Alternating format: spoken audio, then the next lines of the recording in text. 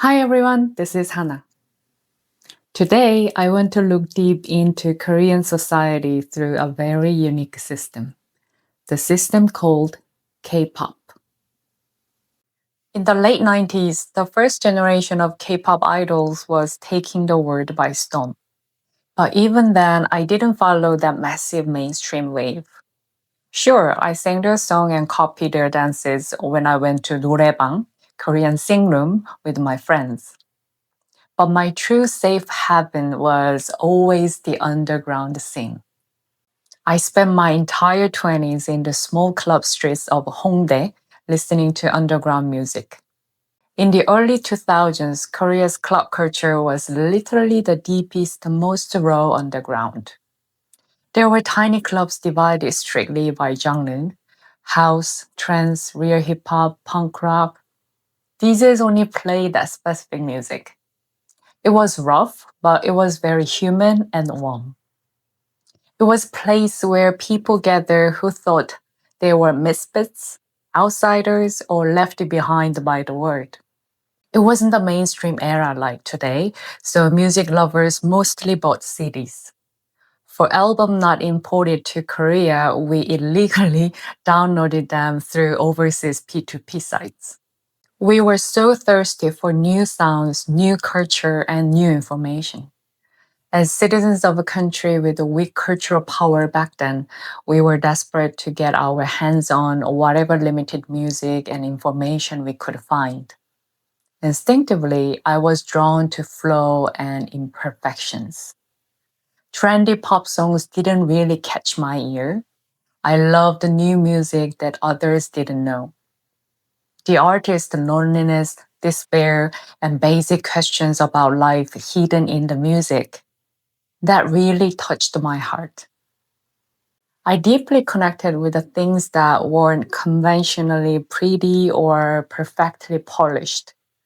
I loved what was rough, human, and unique. Looking back now, I realized that trying to find my taste was actually the process of finding myself. As I left my 20s and entered my 30s, by accident, or maybe by destiny, I became a music journalist for an indie magazine. Listening to a lot of diverse music and hanging out in Hongdae clubs became the biggest reason I started my journalism career so late. I had zero journalism experience. I joked with my editor-in-chief asking why she hired me. She told me this: the music you observed because you simply loved it will be a huge asset to your career. When I first started, I had no idea how to do an interview.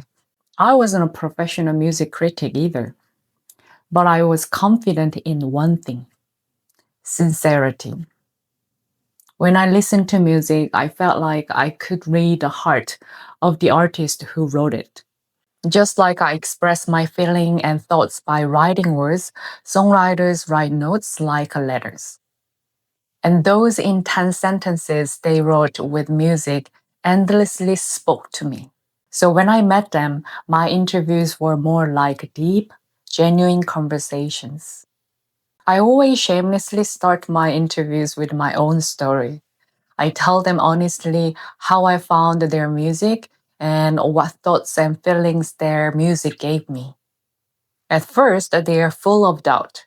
They worry I might twist their words just to get the public's attention, but slowly they open their hearts. And like magic, they tell me stories they haven't told anyone else. Because when you recognize sincerity from someone, trust is born. After the interview, they would often thank me and saying, "I've never done an interview like this before," or "No one has ever asked me these questions." Through that, my vague purpose and sense of calling became very clear. I shouldn't do interviews for the fans. I shouldn't do them for myself. I must do interviews that only satisfy the artist. I decide to be a perfect channel that fully listens to what the creators wants to say. I interview so many musicians, both domestic and international. Noel Gallagher, Paolo Nutini, Hertz, the XX, 21 Pilots, Patti Smith, Phoenix, the 1975, Rachel Yamagata, and also amazing Korean artists like Kukastan, Kom Jong-chima, Jang Gi-ha, Bin Jino, Essence, Kim Chang-wan, Choi Baek-ho, Jang Sa-ik, etc. I interviewed so many brilliant musicians. Through this, I saw that these people who look so glamorous on stage are just fragile and vulnerable human beings. They are just people like me. Or maybe people carrying an even heavier burden of life than me. Their music, woven with their scars and the texture of life, reached the souls of others and became comfort and joy. It was a beautiful and noble thing. I mean, think about how many people in this world just create trash in the universe. But surprisingly, hidden behind the bright stage light, fame, and wealth, they were forced to make sacrifices simply because they were artists, creators, and celebrities. And the pressure was much worse for Korean musicians than foreign ones, and especially much worse for K-pop idols than indie musicians. I really hate and feel disgusted by the Korean idol industry, probably because indie and resistance are in my DNA. So when I was at the indie magazine, I intentionally named my corner for interviewing veteran, older musicians idol.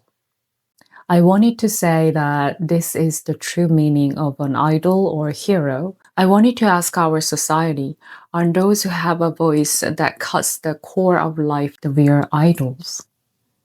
Later, I became quite famous as a music journalist who does especially good interviews.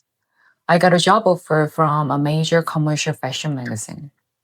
I moved to that huge foreign licensed magazine on the condition that I keep my freedom to cover indie musicians.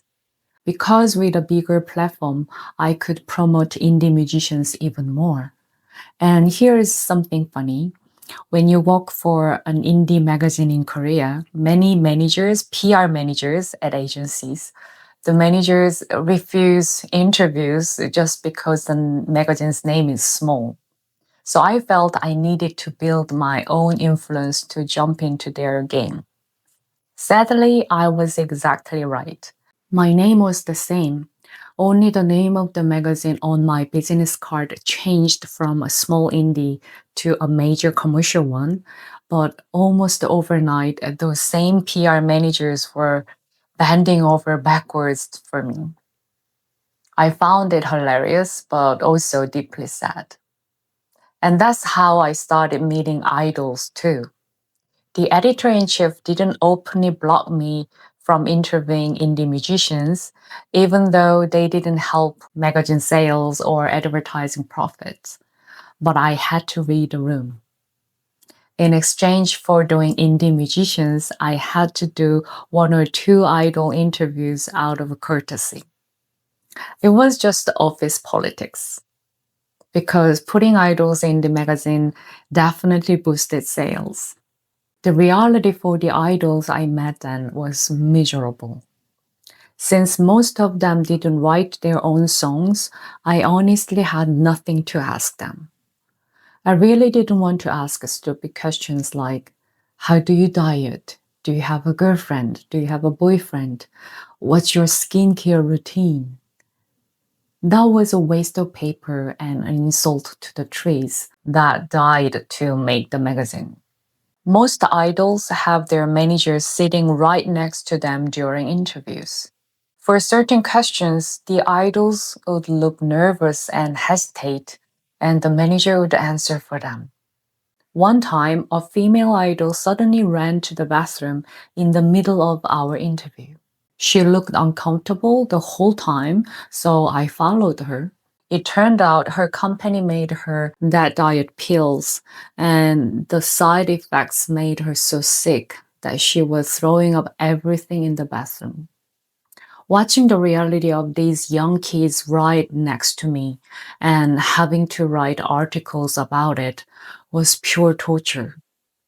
I felt a deep sense of shame, asking myself, who and what am I doing this for? The people I really wanted to meet and talk to were real artists, people who write their own songs and lyrics, who pour out their own sadness, joy, emptiness, conflicts, and struggles, and touch other people's emotion and make them think. In a way, musicians are poets and writers in that sense. But as K-pop became the center of the Korean music scene, the musicians I actually wanted to interview kept disappearing. Everyone gathered as idol trainees. There were no new rookies who were genuinely good at music. Even though there were amazing musicians in the indie music scene, they couldn't get properly known. They just acted like kings in their tiny indie world and then faded away. Watching the romance of music I loved collapse in front of the logic of capital, I witnessed the building of a massive empire called the K-pop industry. The K-pop industry I witnessed on the field was the ultimate result of Korean society's structural violence. The Korean idol industry borrowed the Japanese idol industry, which cheers for unfinished boys and girls. But Korea added its own flavor, living together in dorms, cutthroat survivor shows, a strict top-down hierarchy, and cram school-style education. This combined into a twisted training system. This system itself is K-pop. If a member born and raised abroad doesn't run away and enters this system, they debut as a K-pop group. As K-pop became a global hit, agencies needed to maximize efficiency. So they built a more efficient system, a cultural factory. They treat artists not as unique humans, but as intellectual property, IP, to make their stock reps go up and as replaceable cogs in a machine. The way this factory runs looks exactly like Korea's hellish university entrance exams and is abnormal, compressed economic growth. Just like Korean students who are pushed into cram schools from elementary school, racing towards the single right answer of entering a top university. Idol trainees have their creativity and freedom cut off from a young age. They sacrifice their youth just to pass through the impossible narrow gate called debut. The exact path of Korean youth building up their resumes through strict control and cramming to become a corporate cog was completely copied and pasted into the idol industry. Recently, this deformed education fever has reached an extreme. You can see kindergarteners and elementary schoolers dragged by their parents to audition for agencies. The crazy competition for elite universities has simply shifted down to early teens and even toddlers competing to become idol trainees. There are even booming private academics now, not for aspiring idols, but for kids training to become aspiring idol trainees. And with the globalization of K-pop, kids from all over the world are crossing the ocean to steal these trainee spots. This bizarre cutthroat competition has become even fiercer. But there is a bitter, laughable irony here. Korea, the home country of K-pop, has the lowest birth rate in the world. So the actual number of Korean kids wanting to be idol trainees is dropping super fast. As the number of Korean kids to push into competition and squeeze dry decreases, agencies are hiring a massive amount of foreign trainees who can endure this endless competition to fill the empty spots. The raw materials to run this massive idol factory are running out. It's a dark comedy of Korean society. A philosopher named Theodore Adorno once warned about the culture industry. He criticized capitalism for stamping out art and culture exactly like factory goods. paralyzing the public's critical thinking and turning them into passive fools. Korean major agencies are the groups that implemented Adorno's warning in the most perfect and bizarre way. In the late 19th century, factories control every single movement of a worker down to the second to maximize production. K-pop agencies took this exact scientific management and planted into the bodies and emotions of idols instead of a conveyor belt. The angle of their fingers, where they look at the camera, even the natural charm they show on variety shows, or their fake personality called universes. It's all assembled under the strict calculation of the agency's planning team. To massive capital, an idol is not a human or a subject with emotions and a soul. They are strictly high-value products. They must be controlled. That young girl who ran to the bathroom and threw up everything during my interview, she was the most terrible modern victim of what Karl Marx called human alienation.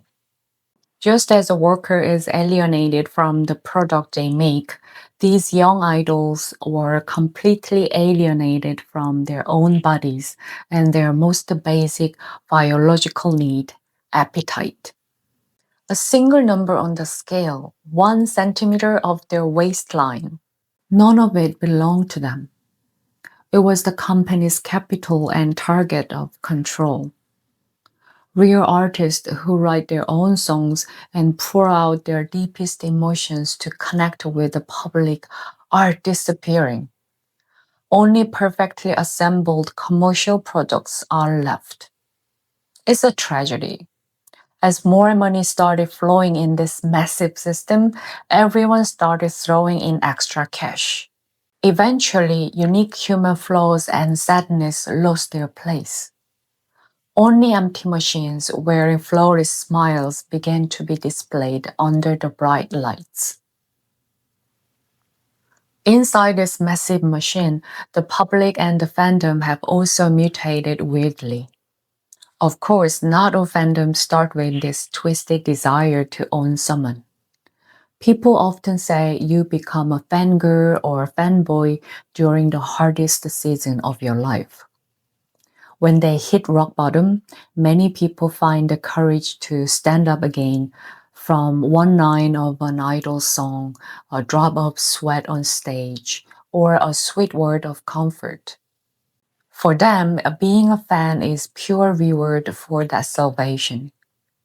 It's the most human interaction of giving and receiving love. But this beautiful relationship of mutual trust starts to get polluted when the logic of capital step in. Korea Idol members cannot date. Even having a private life as an adult is not allowed. They suffer extreme invasions of privacy. They are adults, so why can't they smoke a cigarette? Why can't they fall in love? They are humans too. When they love, they want to show it and be accepted. They are just imperfect humans who make mistakes. But Korean fandoms act like strict teachers, moral judges, or even tiger moms. They censor every single move the idol makes. This is another version of Korea's twisted family culture where parents force endless obedience and success, saying, "Do you know how much I sacrificed to raise you?" Or the toxic workplace power trip culture where bosses demand absolute obedience. This bizarre power dynamic, believing you have the right to control someone's soul just because you invested time and money, perfectly mirrors Korean society's frugal materialism, which values human beings only through performance and capital. At the base of this sick phenomenon is a widely mutated parasocial interaction.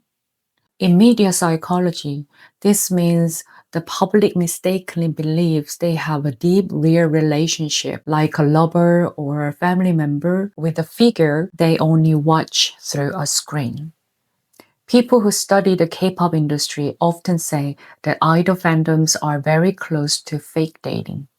K-pop agencies capitalize on this desperate needs for comfort and reward from the fans.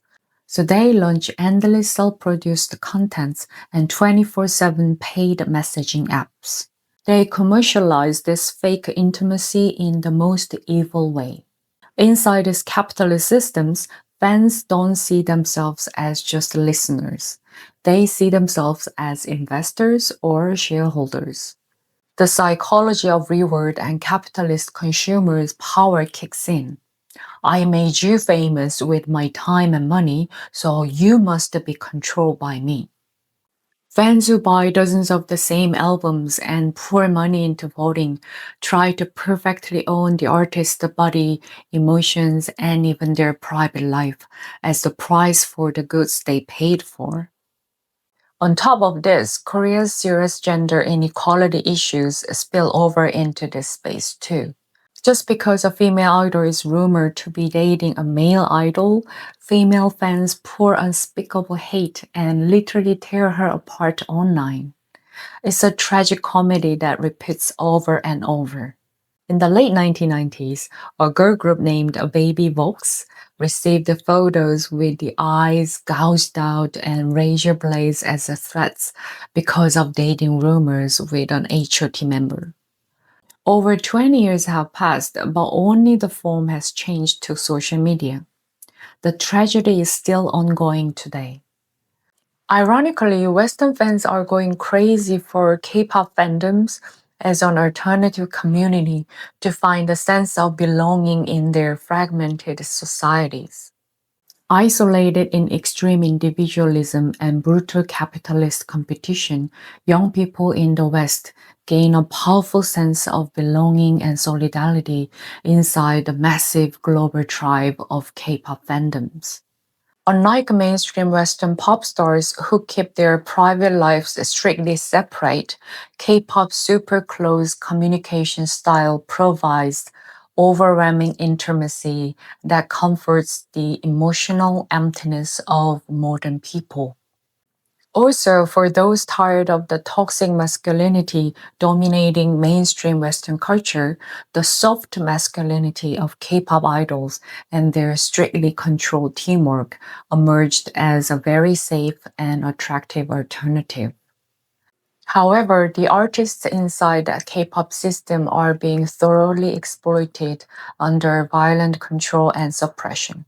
While our society applies the cruel standard of shareholder capitalism to the souls of living, breathing humans, this most deformed result, born from Korea's compressed growth, is acting as an emotional substitute to heal the emptiness of Western capitalist societies across the ocean. It is a mind-blowing irony. I often think I wish Korean people would apply even a quarter of that strict moral standard they use on celebrities to politicians or public officials. Why is the Korean public so endlessly forgiving to chaebol, CEOs, and politicians who wield absolute power, but so brutally harsh and hateful toward the tiny mistakes or moral flaws of celebrities? To find the answer, I borrow Renajara's scapegoat mechanism. Currently, in Korean society, a human being is treated as just a cog in a massive machine and capital system. Alienated inside that dry and suffocating structure, ordinary people just trying to end their life have reached a boiling point of helplessness and anger inside. Everyone is secretly a little angry. They are ready to explode at any time. But they are too afraid to aim that anger at the real power holders who control the social structure. And there is a deep sense of defeating that screaming won't change anything anyway. So unconsciously, society looks for the easiest and safest target to project its anger onto. And that perfect target is the celebrity who survives on the public's attention and love. Add to this Korea's unique conservative, authoritarian, and patriarchal gaze. A twisted jealousy that celebrities make money too easily compared to my suffering, and the deep-rooted classism that used to look down on artists as low-class Ttanttara, clowns. This still sticks like glue at the bottom of Korean society. They say the treatment is much better than before, but the core hasn't changed. The arrogance of thinking you are a clown of a lower class than me, enjoying wealth and fame because of my love. So if I don't like you, I can make you kneel and crush you anytime. This turns into violence. We are all living under endless judgment and suppression inside massive systems like our workplaces, schools, and families.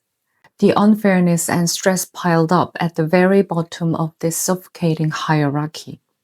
Ironically, it pours down like sharp blades toward the celebrities who must beg for the public's love. The social anger that lost its compass flows toward the easiest target. This bizarre emotional dumping ground is exactly what the current K-pop idol industry is. The agencies don't become a true shield to protect the artist either. You can see this just by looking at how HYBE recently treated NewJeans and Minheejin and the behaviors of big agencies like JYP, SM, and YG. Even though they are agencies doing creative work, their internal decision-making is as stiff, one-sided, and top-down as the military. They are also completely patriarchal and authoritarian. They are not companies that truly care for the artists. They just treat them as products converted into numbers, not as real human beings. In the end, celebrities become the perfect scapegoats of this society, thoroughly exploited between the control of massive capital and the violence of the public. Agencies squeeze artists with souls as tool for profit and replaceable cogs in the machine. And the public, using their helplessness as an excuse, legally crushes them and enjoys a cowardly release. As if taking revenge for their own situation of being consumed as cogs in the system, the public endlessly harasses, mocks, and pours sharp hate on the targets just as much as they scream, "I love you" to them.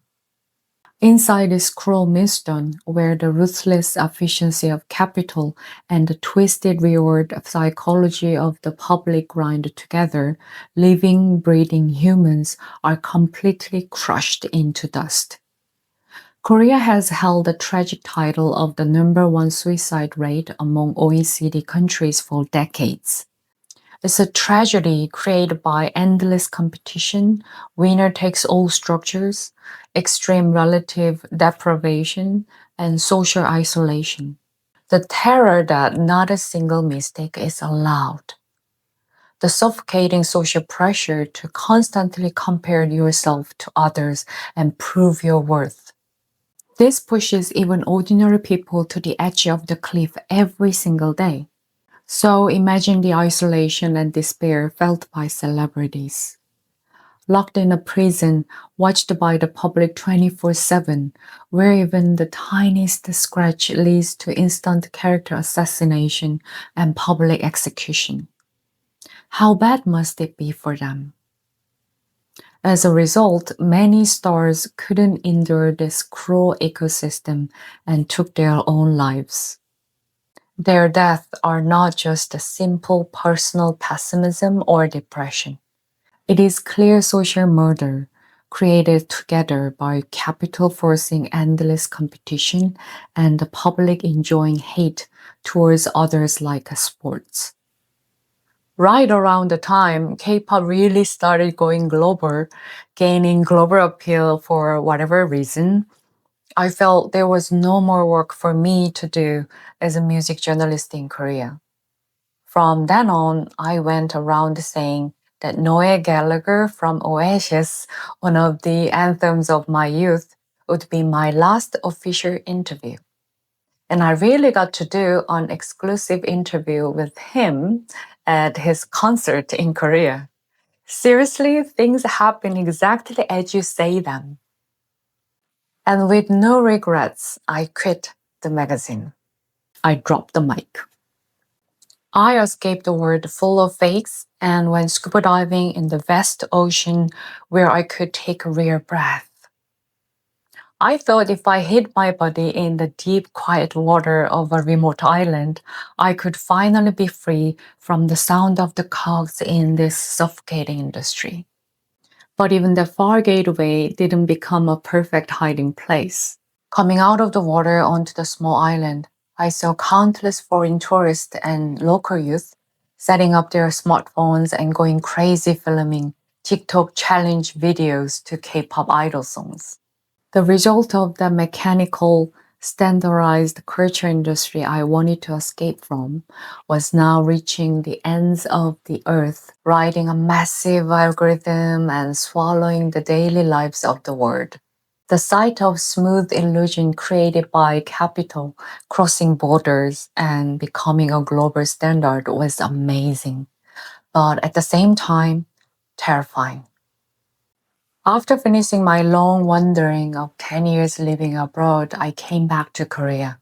And looking at the K-pop idol scene from a step back, it still carries a deadly poison much deeper and more lethal than before. The system has evolved to be more insidious. Now it plans and controls the artist's inner emotions and their fake ego disguised as a universe. Inside that, the artist's unique narrative or the sweaty process of failure is completely erased. Only the flawless result that finished the smooth factory process are displayed in the fancy shop windows. Real art blooms from hardship and scars. Only an imperfect human who has loved, broken up, sometimes made foolish mistakes, and hit rock bottom can find a genuine voice that shakes the souls of others. But the current system and the public have perfectly stolen the right to make mistakes and the freedom to get hurt from the artist. Ignoring their suffocating isolation hidden behind mechanical smiles and well-planned dances. We just watch this harmless, pretty puppet show and feel satisfied. While hiding a whip behind our backs to swing anytime they make a tiny mistake or do something we don't like, and we justified it as tough love. Despite all this, I'm still on the side of the many artists. The sweat and time they burn in the practice room since they were very young, that crazy hard work. I truly hope it is never in vain. After all, that thorny path is the stage they chose themselves. And the will of the artist enduring that weight deserves to be fully respected.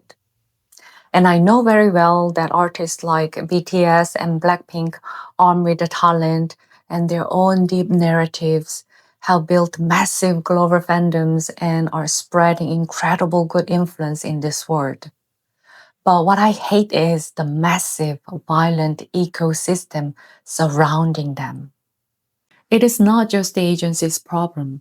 Concert promoters who only see artists as money, entertainment journalists blinded by clicks, digging into and tearing apart their private lives, and people in the fashion industry who treat idols just as high-end mannequins to make their brands shine.